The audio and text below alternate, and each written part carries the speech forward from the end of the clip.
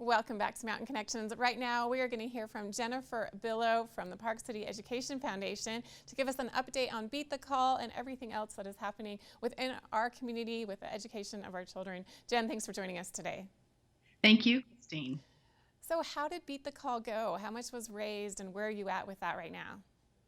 Oh my gosh, it was a record-breaking Beat the Call. Altogether, we raised $300,000, which I don't know, we'd have to go back pretty far, but it was a huge amount over the amount that we had budgeted for. And we're just so grateful because 1,000 families donated to Beat the Call, whether it was $1 or $1,000, or our general ask of the dollar per school day for 180, and that raised $300,000. So if you think about 1,000 families participating in this, I think it really shows how families feel about our schools and education. And if anything this pandemic has showed us is that our schools are a critical part of our community, even beyond just educating our kids. Absolutely. Our schools, our teachers, we need them so much right now. But it's also a testament of our community. It's really heartwarming to see that the community really rose to the challenge even during these economic times, and they support education right here. It was, we really did not know what to expect. And we know that for many in our community, they're still out of work. The economy is hurting. We really just didn't know what to expect, and we had adjusted our budgets to expect less.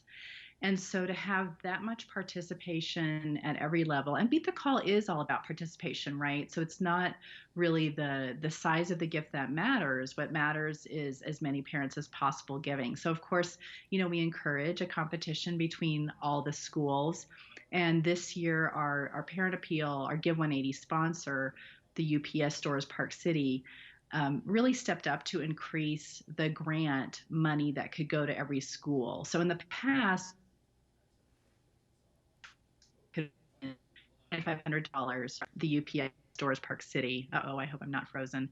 And this year they stepped it up so every single PTO could win money, and they could win a lot of money. So the first place school with the highest participation was McPolin this year, with 68% participation. That means 68% of their parents gave at least $1 to the Beat the Call program. And so in turn, that PTO earned $8,000 from the UPS Store Park City.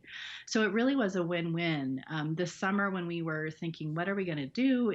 Is it right to ask families to give? And we also heard from our PTOs that their fundraising, they were not going to be able to do a lot of their typical fundraising, whether it was a fun run or a fall fun festival.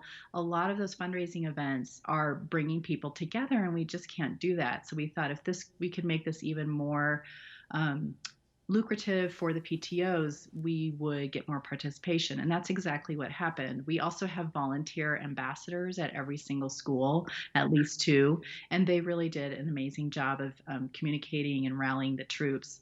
So again, it just shows this great collaboration in our community during the toughest times.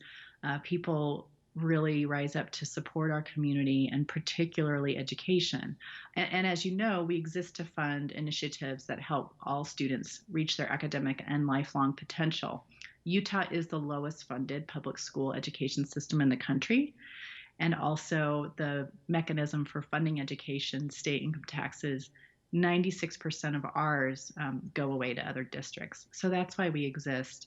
And we fund things through our donors like the art program in the elementary schools, robotics at the high school. There's over 100 programs that we fund. And I think it's also important to note that while McPolin won this competition, they didn't win by that much, which again is another testament to Park City Education Foundation and how much the community values your involvement in these programs. What exactly will be funded? You mentioned a couple programs, but what else will be done with these funds that were raised? Right. So we have our 8 key initiatives that we've had for years. So that is the preschool program, the after school program, and the after school goes kindergarten through ninth grade. The preschool program is for 3 and 4-year-olds. There's the elementary visual art program at the elementary schools. There are all kinds of STEM programs that we fund, almost any STEM thing across the district, including like the maker spaces. We help fund those. PC CAPS, the Park City Center for Advanced Professional Studies, which is a more than internship program at the high school. The Bright Futures program, which is a college mentoring for first generation students that we support kids from 10th grade through college graduation. And then classroom grants, which are grants that our teachers ask for every year.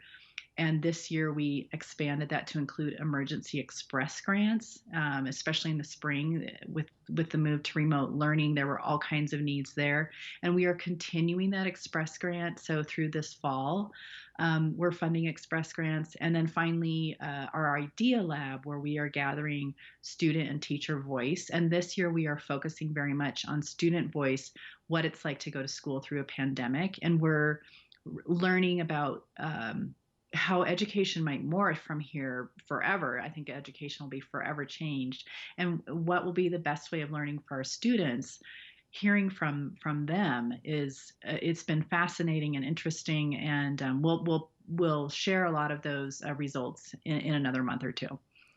And it's been really interesting to see how the Park City Education Foundation has pivoted. When the pandemic started, you were able to have these emergency express grants to support teachers when overnight they had to change pretty much everything in the way that they're educating our kids. So thank you, Jen, for joining us today and for everything that the Education Foundation does for our students. Thank you. It's my pleasure. All right, we'll be back with more right after this.